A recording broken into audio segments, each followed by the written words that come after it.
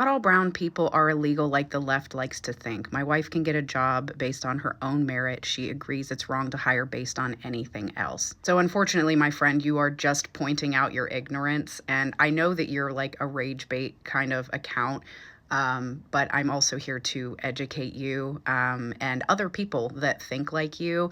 I've had lots and lots of silly little conversations about things like this with people and actually have changed their mind because a lot of what happens here is they don't actually know what DEI is. And you clearly don't know what DEI is, especially if you are married to a Filipino woman and you love her and you believe that she deserves fair treatment. If that's true, then you believe in DEI. Diversity, equity, and inclusion, DEI initiatives were the things that pushed for the laws for people to be hired in the workplace.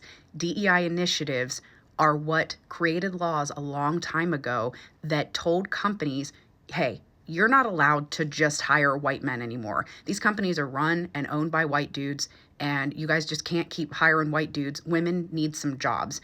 And so then they started letting women into the workplace, and then they started letting women of color into the workplace.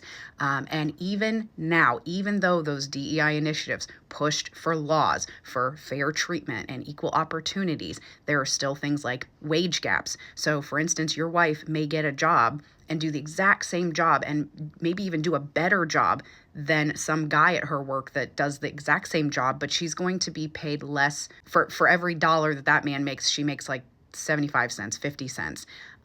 There is a pay gap, there is a pay disparity, and it's still happening even though these DEI initiatives were put in place years ago. That is why they are so important that they continue, because they keep pushing for laws and for better things like equality and fairness and inclusivity and diversity. Also, as a person of color, DEI is, I can't explain to you how important DEI is for a woman of color.